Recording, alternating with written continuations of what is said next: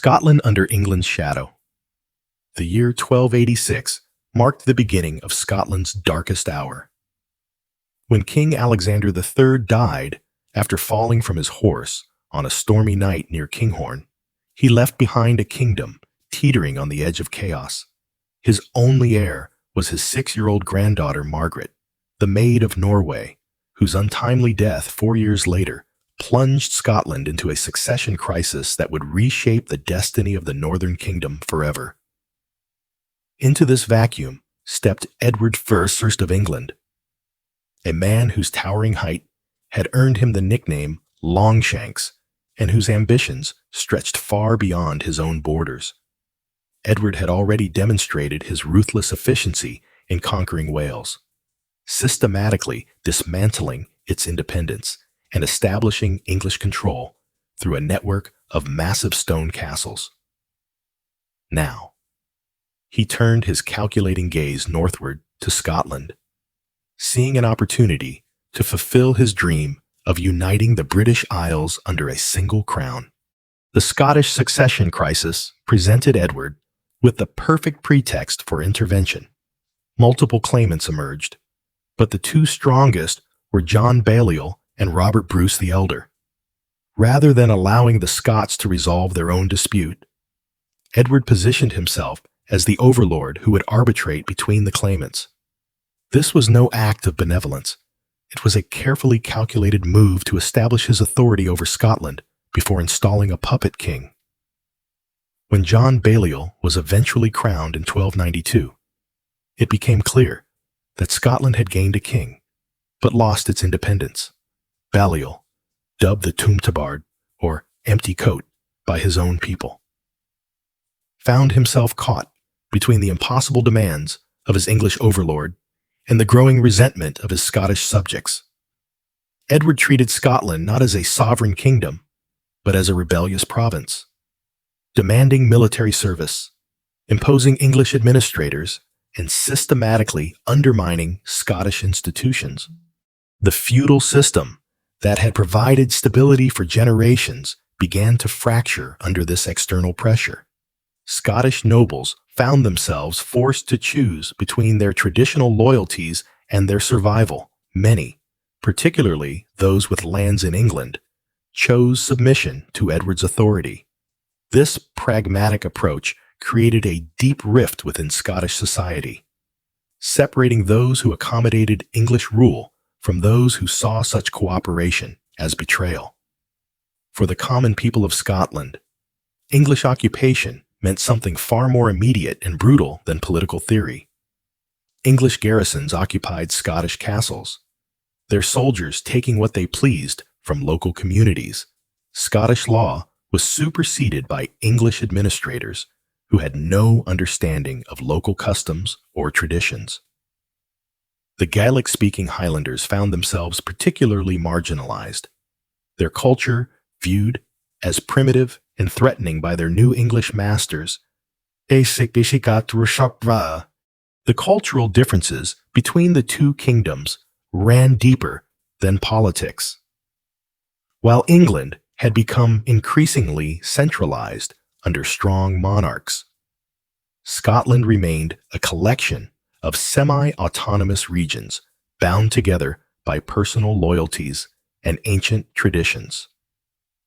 The clan system of the Highlands operated according to principles that English administrators found incomprehensible, while the border regions had developed their own fierce independence through generations of warfare.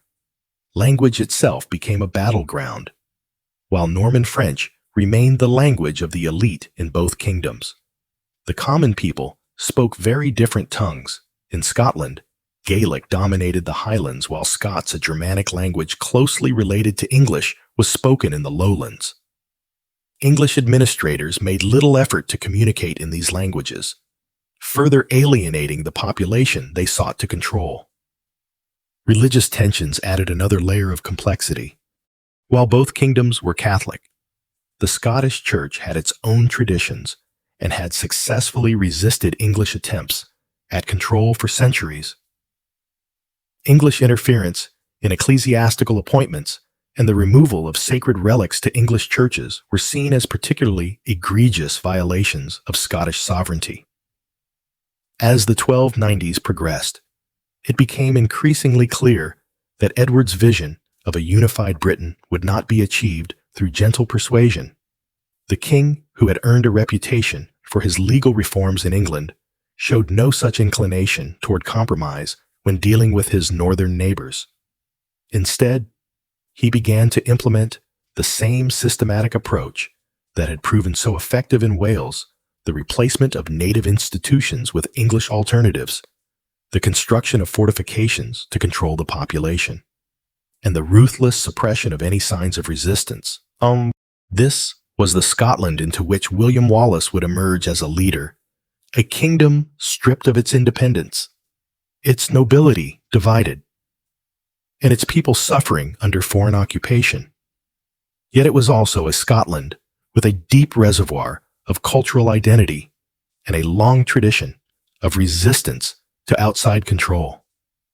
The stage was set for a confrontation that would determine not just the political future of Scotland, but the very nature of Scottish identity for centuries to come, the rise of a hero. William Wallace emerged from the minor nobility of Renfrewshire, a background that would prove crucial to his later success as a leader of popular resistance. Born around 1270, he was the second son of Alan Wallace, a minor landowner whose family held modest estates in the western lowlands.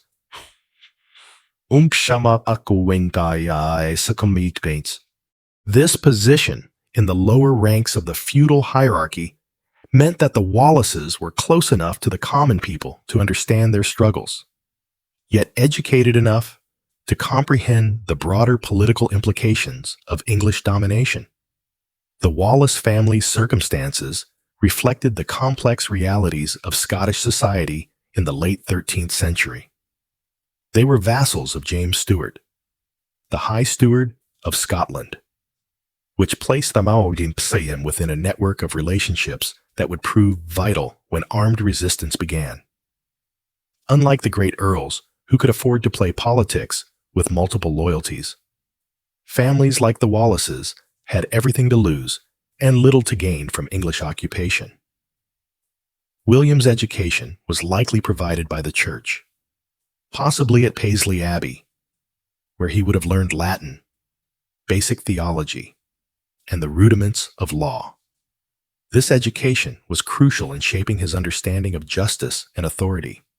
Medieval Scotland was a deeply religious society, and the concept of legitimate rule was intimately connected with divine approval.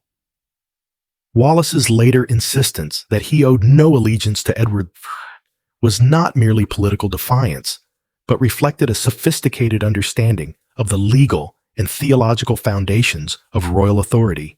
The young Wallace's first encounters with English rule were personal and devastating. Contemporary chronicles suggest that his father and elder brother were killed in skirmishes with English forces, though the exact circumstances remain unclear. What is certain is that these losses transformed Wallace from a minor landholder into a man with nothing left to lose and everything to fight for. The incident that sparked Wallace's open rebellion occurred in May 1297 in the town of Lanark. William Heselrigg, the English-appointed sheriff, had been conducting himself with particular cruelty toward the local population.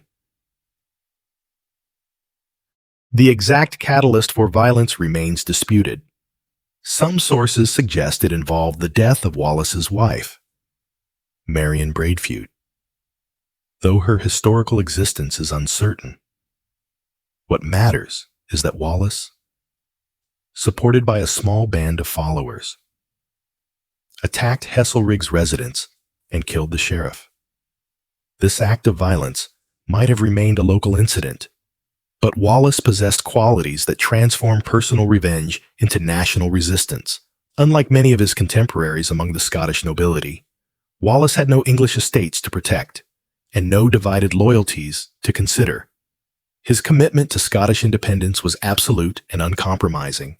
More importantly, Wallace demonstrated an extraordinary ability to communicate his vision to common people. While the great lords conducted their politics in Norman French and Latin. Wallace spoke to farmers and craftsmen in their own tongue. He understood that successful resistance required more than military victories. It needed to capture the imagination and loyalty of the entire population.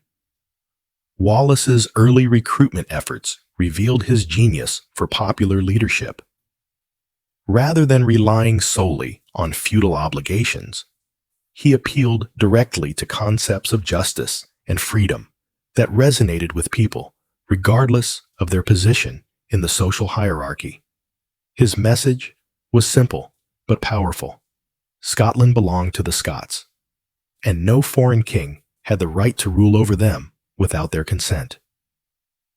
The guerrilla warfare that Wallace pioneered was perfectly suited to Scotland's geography and social structure. The country's mountains, forests, and marshes provided natural refuge for rebels, while the scattered nature of English garrisons made them vulnerable to surprise attacks. Wallace's forces could strike quickly and disappear into the landscape, emerging elsewhere to attack another target. But Wallace's vision extended beyond mere military harassment. From the beginning, he understood that successful resistance required the creation of alternative structures of authority. As his rebellion spread, he began establishing a shadow government that could provide justice and administration in areas liberated from English control. This approach distinguished his movement from simple banditry and gave it the legitimacy necessary to attract broader support. The young rebel also demonstrated remarkable diplomatic awareness. He understood that Scotland's struggle was part of a broader European conflict, with France and the papacy both having reasons to oppose English expansion. Wallace began reaching out to potential allies, laying the groundwork for the international diplomacy that would later take him to the courts of Europe. Perhaps most remarkably, Wallace managed to transcend the clan and regional divisions that had long weakened Scottish resistance to outside control. His movement attracted supporters from the Highlands and Lowlands, from Gaelic speakers and Scots speakers, from farmers and craftsmen and minor nobles.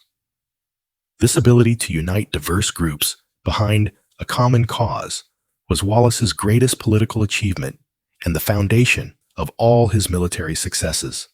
By the summer of 1297, what had begun as a local uprising in Lanark had grown into a national rebellion. Wallace's name was becoming known throughout Scotland as a symbol of resistance to English rule. More importantly, his success was encouraging others to take up arms, creating a coordinated uprising that would soon pose a serious threat to English control over Scotland. Victory at Stirling Bridge. The summer of 1297 brought together two remarkable leaders whose partnership would change the course of Scottish history. William Wallace's rising in the south had been matched by a simultaneous rebellion in the north, led by Andrew Moray, a young nobleman whose family estates in Moray had been confiscated by the English. When these two movements converged, they created a formidable force that combined Wallace's popular appeal with Moray's military experience and noble connections. The English response to the spreading rebellion was characteristic of Edward I's approach to Scottish resistance: overwhelming force applied without mercy. A massive army was assembled under the nominal command of John de Warenne, Earl of Surrey, though the real military leadership fell to Hugh de Cressingham, Edward's treasurer in Scotland. Cressingham was widely hated for his corruption and cruelty, but he was also an experienced soldier who understood the stakes of the coming confrontation. The two armies converged near Stirling, where the castle commanded a crucial crossing point over the River Forth. Control of this bridge was essential for communication between the Scottish Highlands and Lowlands, making it a prize worth fighting for. More importantly, the geography around Stirling would prove perfectly suited to the tactical innovation that Wallace and Moray were about to unleash. The Stirling Bridge itself was narrow, allowing only 2 or 3 horsemen to cross abreast. To the north lay the Abbey Craig, a steep hill that provided an excellent observation point and defensive position. Between the hill and the river stretched the Carse of Stirling, flat meadowland that would become a killing ground. Wallace and Moray recognized immediately that this terrain could neutralize the English army's greatest advantage, its heavy cavalry. The Scottish forces that gathered on Abbey Craig were predominantly infantry, armed with long spears and organized into dense formations called schiltrons. This tactical system had been developed over generations of warfare and was ideally suited to defeating cavalry charges. However, schiltrons were vulnerable to archers and required disciplined leadership to maintain cohesion under pressure. On the morning of September 11, 1297, the English army approached the bridge with supreme confidence. Contemporary accounts suggest that Cressingham was eager to engage, dismissing warnings about Scottish numbers and determination. The English had grown accustomed to easy victories over poorly organized Scottish forces, and Cressingham saw no reason why this engagement should be different. Wallace and Moray demonstrated remarkable tactical patience as they watched the English army begin to cross. Many of their followers must have been eager to attack immediately, but the two leaders understood that timing would be crucial. They needed to allow enough English soldiers to cross the bridge to create a substantial target, while ensuring that the force remained small enough to be overwhelmed before reinforcements could arrive. The moment of decision came when approximately half the English army had crossed to the north side of the river. Wallace and Moray gave the signal for attack, and the Scottish schiltrons charged down from Abbey Craig with devastating effect. The English knights, confined by the narrow front and unable to maneuver in the marshy ground, found themselves trapped between the Scottish spears and the river. The slaughter that followed was complete and merciless. Hugh de Cressingham was killed early in the fighting. His body later flayed by the Scots, who made his skin into souvenirs. The Earl of Surrey, watching from the south side of the bridge, could only observe helplessly as his army was systematically destroyed. Those English soldiers who attempted to retreat found the narrow bridge blocked by their own reinforcements, still trying to cross. The tactical brilliance of Stirling Bridge lay not just in the choice of ground, but in the perfect coordination between Wallace and Moray's forces. The two leaders had managed to weld their separate commands into a unified fighting force capable of executing complex maneuvers under the extreme pressure of battle. This level of coordination was unprecedented in Scottish military history and demonstrated the extraordinary leadership qualities that both men possessed. The psychological impact of the victory was even more significant than its immediate military consequences. For the first time in memory, a Scottish army had decisively defeated an English force in open battle. The myth of English invincibility was shattered, and news of the victory spread rapidly throughout Scotland and beyond. In France, the Papal Court, and other European centers, the Battle of Stirling Bridge was seen as proof that English expansion could be stopped.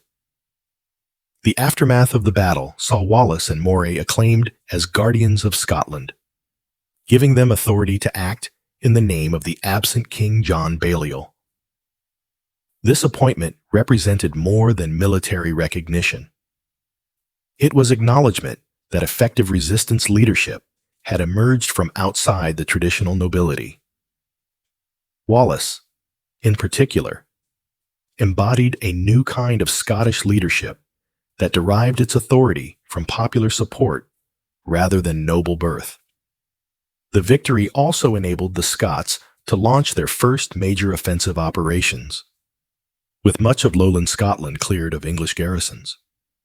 Wallace was able to lead raids across the border into northern England. These expeditions served multiple purposes. They provided resources for the Scottish cause, demonstrated that Scotland could project power beyond its own borders, and forced Edward I to take the Scottish rebellion seriously. However, the triumph at Stirling Bridge came at a cost that would prove significant for the future of the Scottish cause. Andrew Moray died of wounds received in the battle, depriving Wallace of his most capable military partner and the rebellion of its strongest link to the traditional Scottish nobility. Wallace would henceforth face the difficult task of maintaining unity among Scottish factions without the buffer that Moray had provided. The Battle of Stirling Bridge established William Wallace as the preeminent leader of Scottish resistance, but it also marked him as Edward I's primary enemy, the English king, who had been campaigning in France, now turned his full attention to Scotland with a determination to crush the rebellion and destroy its leadership. The stage was set for an even greater confrontation that would test Wallace's military genius against the full might of English royal power. Defeat at Falkirk and the outlaw years. The year following Stirling Bridge brought both triumph and growing challenges for William Wallace. His raids into northern England had been devastatingly effective, bringing wealth back to Scotland while demonstrating English vulnerability. Yet these very successes ensured that Edward I would respond with overwhelming force when he returned from his French campaigns. By the spring of 1298, Edward had assembled one of the largest armies ever to invade Scotland. Contemporary estimates suggest over 25,000 men, including the cream of English chivalry. Welsh longbowmen whose skills had been proven in the conquest of Wales, and a substantial force of infantry. This was not merely a punitive expedition, but a war of extermination designed to crush Scottish resistance permanently. Wallace faced this threat with resources that were impressive in Scottish terms, but inadequate for the confrontation ahead. His army numbered perhaps 10,000 men, mostly infantry organized into the Schiltron formations that had proven so effective at Stirling Bridge. However, the loss of Andrew Moray had created a critical weakness in Scottish leadership, particularly regarding the loyalty of the noble cavalry. The fundamental problem facing Wallace was political rather than military. Many Scottish nobles had submitted to Edward following Stirling Bridge, calculating that accommodation offered better prospects than continued resistance. Those who remained with Wallace did so with mixed motives, and their loyalty would prove fragile under pressure. John Comyn, Earl of Buchan, commanded the Scottish cavalry at Falkirk, but his commitment to the cause was questionable.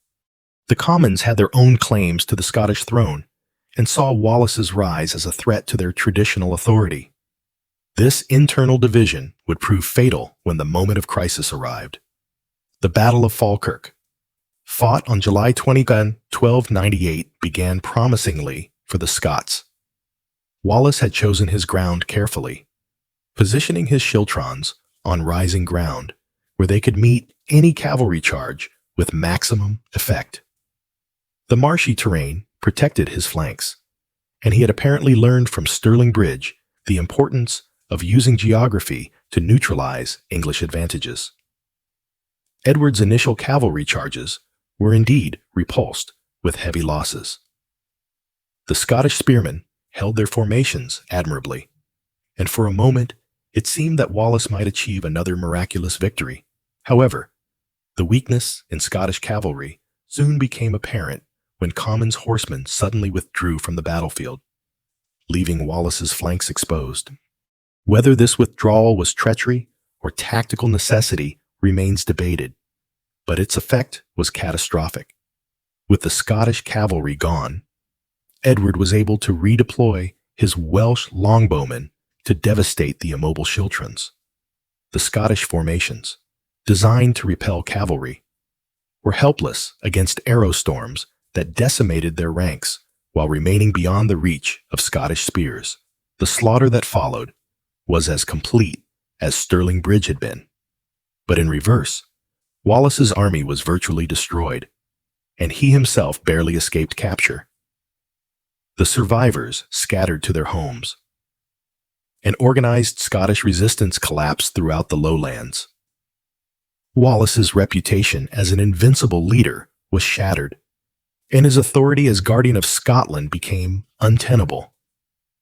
In the aftermath of Falkirk, Wallace made the difficult decision to resign his guardianship, recognizing that his defeat had compromised his ability to lead.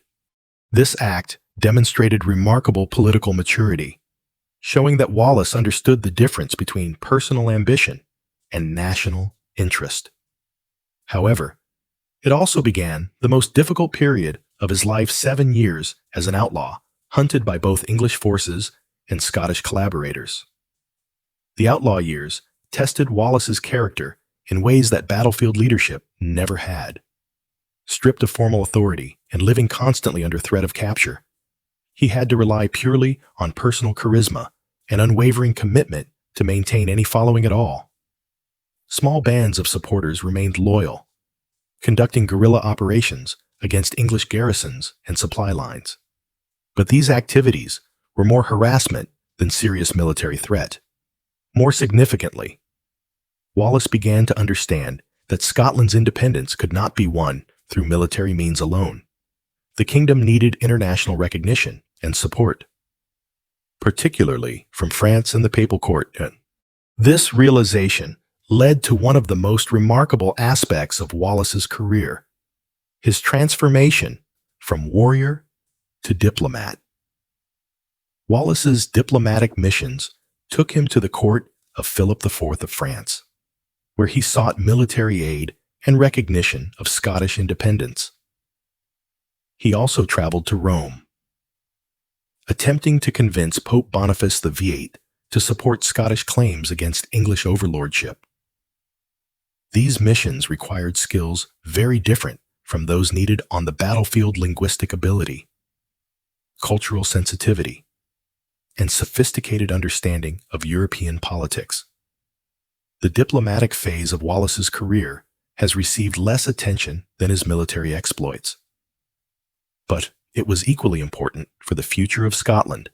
His negotiations laid the groundwork for the Franco-Scottish alliance that would support Scottish independence efforts for centuries. More immediately, his arguments about Scottish sovereignty influenced European thinking about the rights of nations and the limits of imperial authority. However, these diplomatic achievements came at enormous personal cost. Wallace spent years in exile, separated from his homeland and watching helplessly as Scotland endured continued occupation.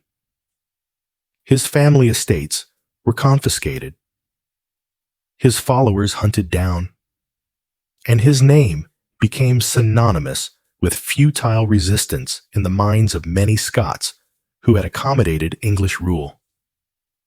During these years, the political situation in Scotland continued to evolve. Robert Bruce, grandson of one of the original claimants to the throne, began positioning himself as an alternative to both English rule and the failed guardianship system.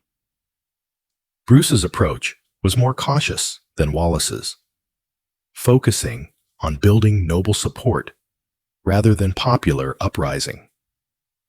The contrast between Wallace and Bruce reflected different visions of Scottish independence.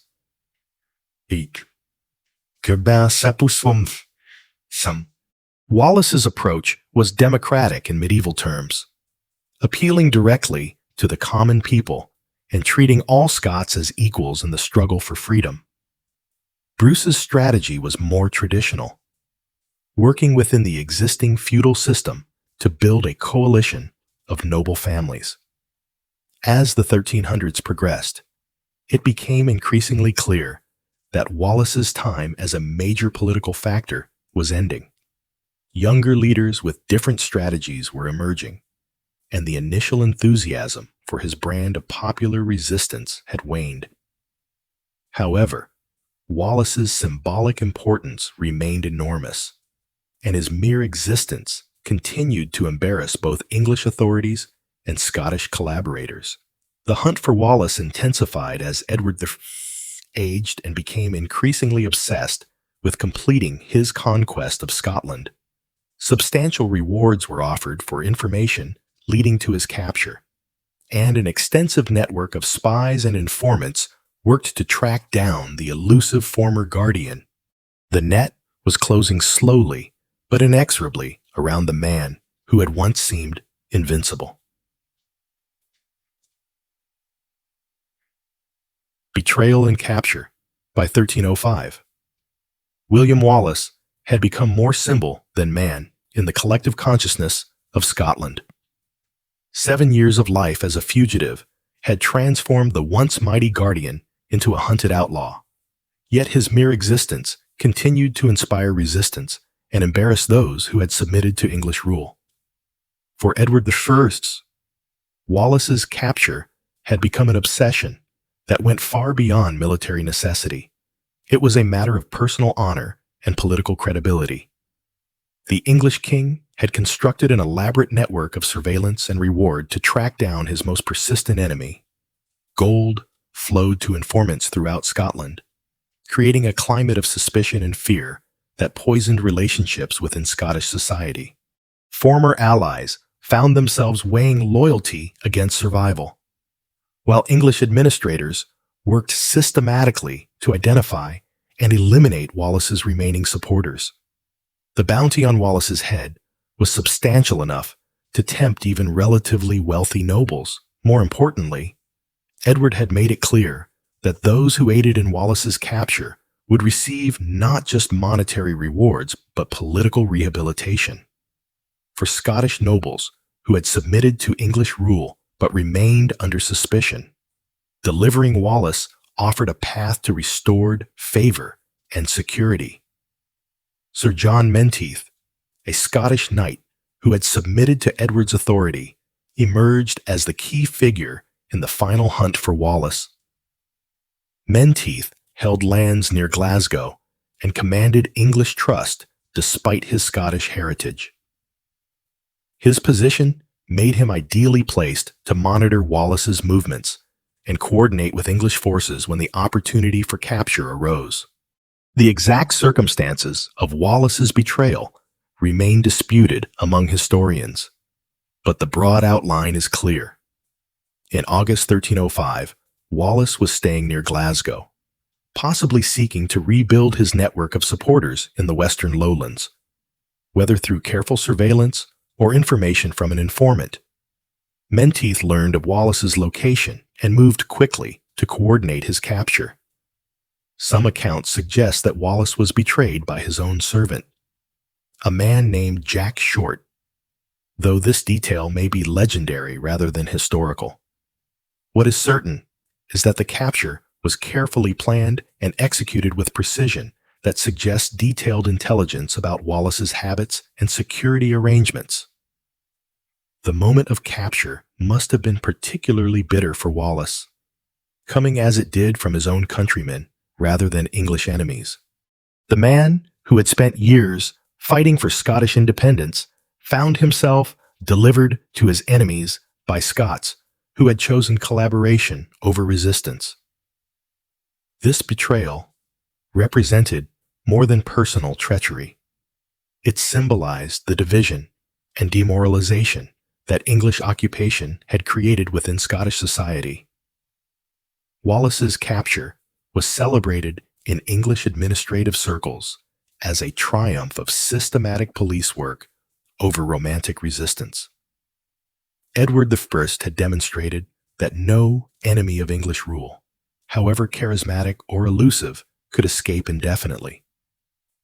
The capture also served as a warning to other potential rebels about the consequences of challenging English authority. The journey from Scotland to London was designed as a prolonged humiliation intended to break Wallace's spirit before his final punishment. Bound and heavily guarded, he was paraded through English towns where crowds gathered to see the infamous Scottish rebel. This was psychological warfare at its most calculated, the transformation of a hero into a spectacle and a leader into a curiosity. Contemporary accounts describe Wallace's demeanor during this journey with varying interpretations. English sources tend to emphasize his degradation and despair, while Scottish accounts stress his continued dignity and defiance. The truth likely lies somewhere between these extremes. Wallace was undoubtedly affected by his circumstances, but his behavior suggests that he understood his fate and was determined to face it with whatever courage remained to him. The crowds that gathered to witness Wallace's passage through English towns reflected the complex nature of his reputation. To many English observers, he was simply a criminal and traitor who had caused years of trouble. However, even among his enemies, there was recognition of his extraordinary career and grudging respect for his refusal to submit to him. The propaganda value of Wallace's capture extended beyond England's borders. European courts that had supported Scottish independence efforts now saw the limits of such support when faced with English determination. The capture demonstrated that Edward I possessed both the resources and the will to hunt down his enemies regardless of where they sought refuge for the Scottish cause. Wallace's capture represented a devastating blow to morale. The man who had seemed to embody the possibility of successful resistance was now in English hands, facing certain death. Many Scots who had maintained hope for eventual independence began to reconcile themselves to permanent English rule. However, the capture also created an opportunity for Edward III to make a definitive statement about the consequences of rebellion. Rather than executing Wallace quietly, the king decided to stage a public trial and execution that would serve as a warning to anyone who might consider following Wallace's example. As Wallace was transported toward London and his fate, preparations began for what would become one of the most notorious judicial proceedings in medieval history. The trial would be a carefully orchestrated performance designed to provide legal justification for predetermined punishment while demonstrating the power and mercy of English justice. The irony was not lost on contemporary observers that Wallace, who had spent his career fighting for Scottish independence, would meet his end in the heart of England's capital. The geography of his final journey from the Scottish Highlands, where he had first taken up arms, to the streets of London, where he would die, symbolized the apparent triumph of English imperial ambition over Scottish resistance. Yet even as Wallace approached his doom, the symbolic power of his story continued to grow. His capture had made him a martyr before his death, and his coming trial would only enhance his status as a symbol of principled resistance to tyranny. Edward I intended Wallace's punishment to demonstrate the futility of opposing English rule. But the king was about to discover that some victories are more dangerous than defeats. Trial and death sentence, Westminster Hall. The ancient seat of English royal justice had witnessed many trials throughout its long history, but few proceedings were as carefully orchestrated as the trial of William Wallace on August 23, 1305. The Great Hall, with its soaring timber roof and stone walls, provided an appropriately imposing setting for what was intended to be the final act in the drama of Scottish resistance. The judges who presided over Wallace's trial were all carefully chosen instruments of Edward I's will. Sir Peter Maller, the Chief Justice, had built his career on unwavering loyalty to the crown and had no sympathy for those who challenged royal authority. The other members of the court were similarly reliable, men who understood that their role was not to determine guilt or innocence, but to provide legal veneer to a predetermined outcome. The charges against Wallace were comprehensive and devastating, designed to justify the most severe punishment available under English law. The primary accusation was treason, the most serious crime in medieval jurisprudence, and one that carried automatic penalty of death by hanging, drawing, and quartering. This charge was supported by detailed allegations of Wallace's military campaigns against English forces and his assumption of authority as Guardian of Scotland. Murder charges were added to reflect Wallace's killing of English officials, most notably William Heselrigg at Lanarkham. These accusations painted Wallace not as a warrior fighting for his country's independence, but as a common criminal who had unlawfully taken the lives of royal servants. The legal language carefully avoided any recognition of Wallace's military status or political motivation. Sacrilege formed another category of charges, referring to Wallace's attacks on English clergy and his alleged desecration of religious buildings during his raids into northern England. In an age when church and state were intimately connected, these accusations carried particular weight and helped portray Wallace as an enemy not just of the English crown, but of God himself. Arson and other charges of destruction were included to emphasize the criminal nature of Wallace's resistance activities. Rather than acknowledging these as legitimate acts of war by a de facto Scottish government, the indictment treated them as vandalism and theft committed by an outlaw band.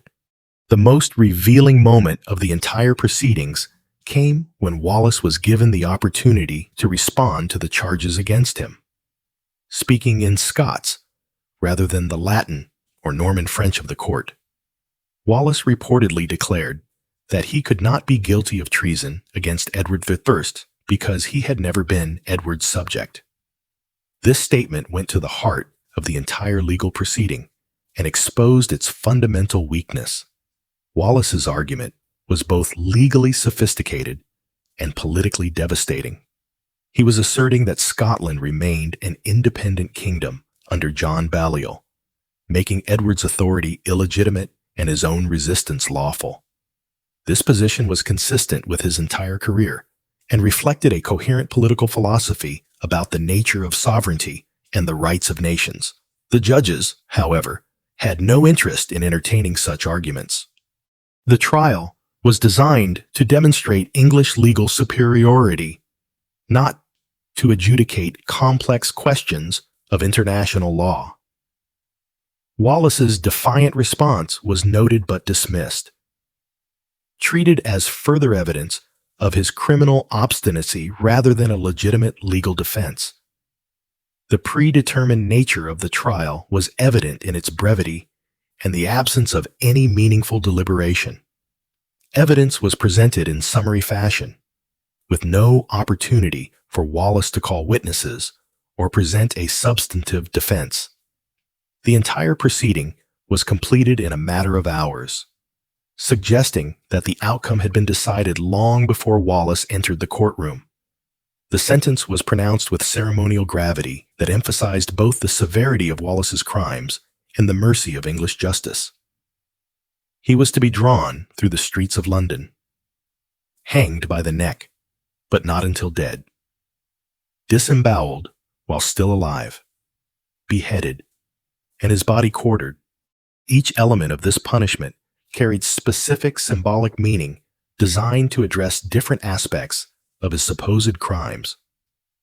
Drawing through the streets represented Wallace's degradation from knight to criminal, stripping him of any claim to honor or dignity. The partial hanging symbolized society's rejection of his existence while stopping short of granting him the release of death. Disembowelment, while conscious, was intended to purify his corrupted soul through extreme suffering, while beheading and quartering represented the complete destruction of his physical being. This elaborate ritual of execution was not unique to Wallace. It was the standard punishment for treason in medieval England. However, The care with which it was planned and the publicity surrounding it demonstrated Edward I's determination to make Wallace's death a definitive statement about the consequences of challenging English authority. The legal justification for this extreme punishment rested on the severity of treason as conceived in medieval law. Traitors were considered to have violated the most sacred bonds of society, those between subject and sovereign. Their crimes were seen as so heinous that ordinary execution was insufficient. Complete annihilation was required to satisfy justice and deter others from similar offenses. However, the application of English treason law to Wallace raised questions that the court was unwilling to address. If Scotland was truly part of Edward's dominion, why had its conquest required such extensive military campaigns if Wallace was merely a common criminal? Why had his resistance proven so effective and attracted such widespread support? Contemporary observers noted these contradictions, though few were willing to voice them publicly. The trial had been designed to resolve political questions through legal means, but law proved inadequate to address the fundamental issue of Scottish independence.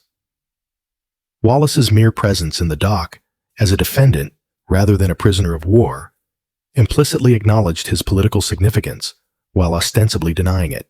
The night following his trial, Wallace was returned to the Tower of London to await execution. Prison records suggest that he was held in harsh conditions, chained and closely guarded to prevent any rescue attempt. However, accounts of his behavior during these final hours emphasize his maintained dignity and apparent acceptance of his fate. The date set for Wallace's execution, August 23, 1305, was chosen for maximum symbolic impact. The same day that had seen his trial would witness his punishment, demonstrating the efficiency of English justice and the futility of appealing royal verdicts. More importantly, the timing allowed for extensive preparation to ensure that the execution would achieve its intended propaganda effect. As dawn approached on what would be Wallace's final day, London began to prepare for the spectacle that would climax years of Anglo-Scottish conflict. The man who had once seemed capable of changing the course of history was about to discover whether his death would prove more powerful than his life. August 23, 1305, the day of reckoning. The morning of August 23, 1305, dawned clear and unusually warm for late summer in London. The city had been preparing for days for what promised to be the most significant public execution in recent memory. Street vendors had stocked extra provisions, scaffolds had been erected at key viewing points, and word had spread throughout England that the infamous Scottish rebel would finally receive his punishment. At the Tower of London, Wallace was awakened before dawn and prepared for his final journey. Contemporary accounts describe the methodical nature of these preparations, the stripping away of any remaining dignity, the binding to the wooden hurdle that would drag him through the streets, and the reading of the final sentence that awaited him at Smithfield. The hurdle itself was a crude wooden frame designed to maximize both physical suffering and public humiliation. Wallace was bound naked to this device, which would be dragged behind horses through London's busiest streets. The route had been carefully planned to ensure maximum exposure from the Tower through Aldgate, along Cheapside and Newgate Street, finally arriving at Smithfield, London's traditional execution ground. The procession that formed around Wallace's hurdle was a carefully orchestrated piece of theater. Armed guards surrounded the prisoner, while heralds proclaimed his crimes to the gathering crowds. Officials rode alongside to ensure proper protocol was followed and to document the event for posterity. This was not merely an execution, but a state ceremony designed to demonstrate the power and reach of English justice. As the horses began their slow progress through London's narrow streets, crowds gathered along the route in numbers that surprised even the organizers. The attraction was partly the natural human fascination with public punishment, but Wallace's notoriety had created extraordinary interest. Here was a man who had challenged the might of England and lived to tell the tale at least until today. The cobblestones of medieval London were unforgiving, and Wallace's body was battered and torn as the hurdle scraped along the street surfaces. Blood marked his passage, creating a literal trail of suffering that the crowd could follow. Yet witnesses noted that throughout this ordeal, Wallace maintained a dignity that impressed even his enemies. The crowd's reaction was complex and varied. Many spectators jeered and threw refuse at the condemned man, their behavior encouraged by the authorities who wanted to ensure maximum humiliation. However, others watched in silence, perhaps moved by Wallace's apparent courage or uncomfortable with the spectacle they were witnessing. The procession moved deliberately slowly, allowing time for crowds to gather and for Wallace's suffering to be prolonged. This pacing was intentional.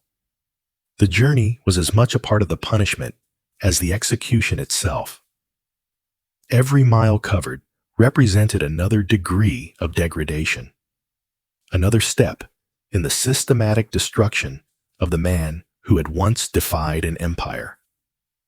At various points along the route, the procession paused to allow officials to read proclamations detailing Wallace's crimes. These stops served multiple purposes. They ensured that the crowd understood the legal justification for the punishment. They prolonged the psychological torture, and they provided rest for the horses while maintaining the ceremonial dignity of the proceedings. By the time the procession reached Smithfield, word had spread throughout London, and an enormous crowd had assembled. Contemporary estimates suggest that thousands of people gathered to witness Wallace's final moments, making this one of the largest public gatherings in London's medieval history. The carnival atmosphere was deliberate. Edward III wanted Wallace's death to be remembered as a celebration of English justice rather than a solemn execution. The execution apparatus at Smithfield had been constructed with careful attention to both function and symbolism. The gallows stood prominently in the center of the field, tall enough to be visible from a considerable distance. Nearby, the block for beheading was positioned with mathematical precision, while braziers burned ominously, their purpose all too clear to the assembled crowd. Sir Peter Malore, who had presided over the trial, was present to oversee the execution and ensure that every detail of the sentence was carried out precisely.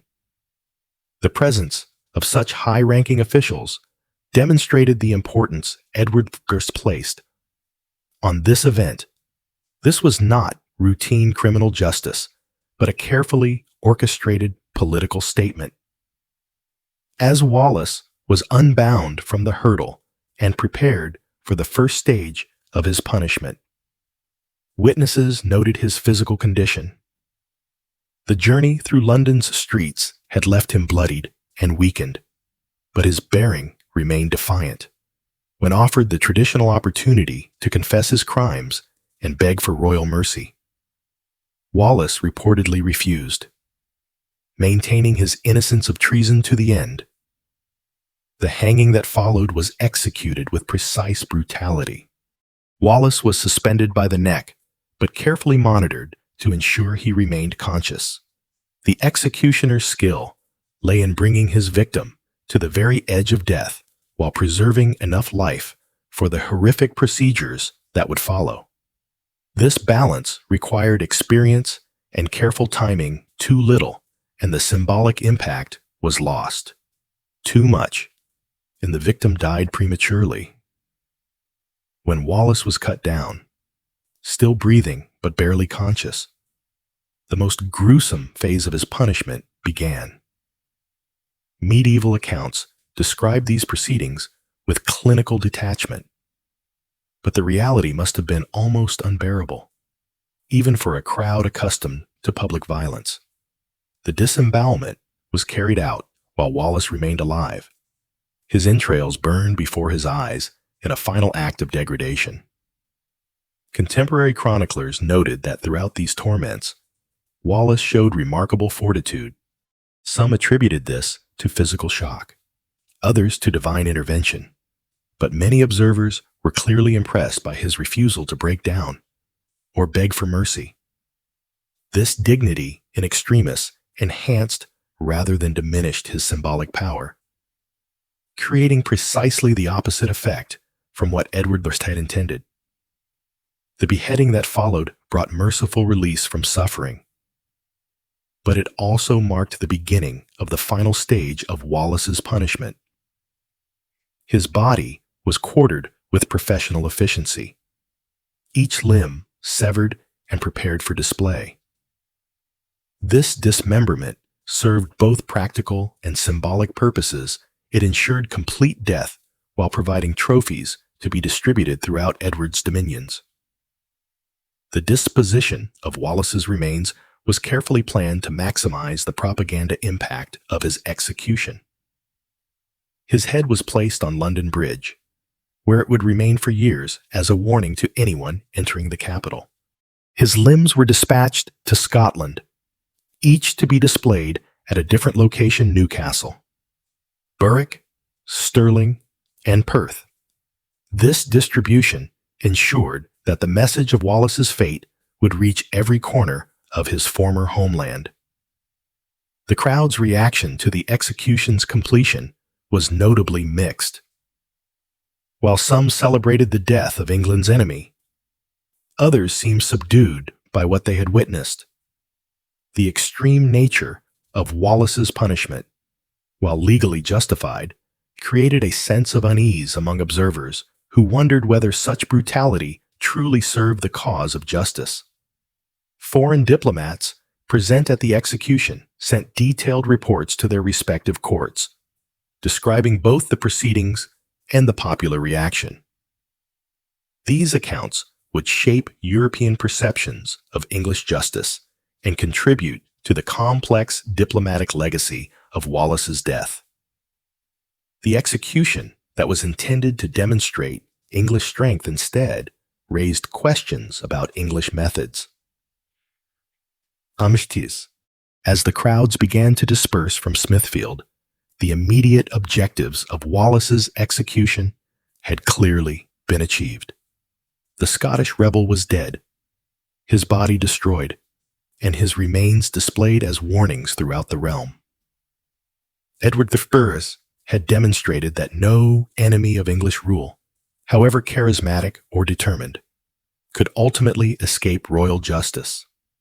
However, even as Wallace's physical existence ended, his transformation into something far more dangerous than a living rebel had already begun. The courage he had displayed in death, witnessed by thousands and soon to be reported throughout Europe, was creating a legend that would prove far more troublesome to English interests than his military campaigns had ever been. The executioner's work was complete, but history's judgment was just beginning. The man who had failed to secure Scottish independence through force of arms was about to achieve something far more significant through the manner of his death. August 23, 1305 marked not the end of William Wallace, but the beginning of his metamorphosis from mortal rebel into immortal symbol. Legacy and historical impact. The immediate aftermath of Wallace's execution seemed to confirm Edward I's calculations about the value of exemplary punishment. Throughout Scotland, organized resistance collapsed as nobles and commoners alike absorbed the lesson of what befell those who challenged English authority. The gruesome displays of Wallace's remains served their intended purpose, creating a climate of fear that made further rebellion appear futile. Yet within months of Wallace's death, The very brutality that was meant to deter resistance began to produce the opposite effect. The courage Wallace had shown in his final moments became the subject of countless conversations throughout Scotland, gradually transforming him from a defeated rebel into a martyred hero. The man who had failed to unite Scotland in life was achieving that unity in death. The most immediate beneficiary of Wallace's martyrdom was Robert Bruce, who had been carefully positioning himself for a bid at the Scottish throne. Bruce understood that Wallace's death had created both an opportunity and an obligation. The opportunity lay in the vacuum of leadership created by Wallace's execution. The obligation was to honor the sacrifice by achieving the independence for which Wallace had died. On March 25, 1306, less than 8 months after Wallace's execution, Robert Bruce killed John Comyn at Greyfriars Church in Dumfries and claimed the Scottish crown. This dramatic act of violence marked the beginning of a new phase in the Scottish independence struggle, one that would ultimately prove successful where Wallace's efforts had failed. Bruce's approach to independence differed significantly from Wallace's methods, but it was built upon the foundation that Wallace had created. Where Wallace had appealed directly to popular sentiment, Bruce focused on building noble coalitions. Where Wallace had relied on guerrilla tactics, Bruce developed more sophisticated military strategies. Most importantly, where Wallace had operated as a guardian, claiming authority from an absent king, Bruce ruled as king in his own right. The Battle of Loudon Hill in 1307 marked Bruce's first major victory and demonstrated how thoroughly he had absorbed the lessons of Wallace's campaigns. Using terrain and tactical innovation reminiscent of Stirling Bridge, Bruce defeated an English force and began the long process of reconquering Scotland. Even more significantly, this victory came just months before Edward I's death, depriving the Scottish independence movement of its most formidable opponent. The culmination of Bruce's campaigns came at Bannockburn in 1314, where a Scottish army decisively defeated the forces of Edward II. This victory was achieved using many of the tactical innovations that Wallace had pioneered, particularly the effective use of schiltron formations and careful attention to terrain selection. In a very real sense, Bannockburn was the fulfillment of the promise that had died with Wallace at Smithfield. The Declaration of Arbroath, issued in 1320, represented the intellectual culmination of the independence movement that Wallace had begun. This remarkable document articulated principles of national self-determination and popular sovereignty that were centuries ahead of their time. Its famous assertion that it is not for glory or riches or honors that we fight, but only for freedom, echoed the commitment that Wallace had demonstrated throughout his career. The transformation of Wallace from historical figure to legendary hero was remarkably rapid. Within a generation of his death, poems and songs celebrating his achievements were circulating throughout Scotland. These early works established many of the themes that would characterize Wallace's legend: his common origins, his unwavering commitment to freedom, and his willingness to sacrifice everything for principle. The most influential of these early works was The Wallace by Blind Harry, composed around 1470. This epic poem, while historically inaccurate in many details, captured the emotional truth of Wallace's story and ensured its survival in Scottish popular culture. Harry's Wallace was a figure of almost superhuman courage and determination, a champion of the common people against aristocratic oppression. The cultural impact of Wallace's story extended far beyond Scotland. Throughout medieval Europe, his tale became a symbol of resistance to tyranny and the power of individual courage against overwhelming odds. the manner of his death, in particular, was seen as demonstrating that some principles were worth dying for regardless of the consequences. During the Scottish Enlightenment of the 18th century, Wallace's story was re-examined by historians and philosophers who found in it themes relevant to their own political concerns. Figures like David Hume and Adam Smith, while critical of the legendary elements in Wallace's biography, recognized the historical significance of his resistance to English imperialism. The 19th century saw Wallace's reputation reach new heights as romantic nationalism swept through Europe. His story became a template for other independence movements, from Ireland to Italy to the emerging nations of Eastern Europe. The idea that a single individual's commitment to freedom could inspire an entire nation became a powerful force in the development of modern nationalism. In the 20th century, Wallace's legacy took on new dimensions as Scotland grappled with questions of devolution and independence within the United Kingdom. Political movements drew inspiration from his example, while scholars worked to separate historical fact from legendary embellishment. The challenge became preserving the inspirational power of Wallace's story while acknowledging the complexity of medieval politics.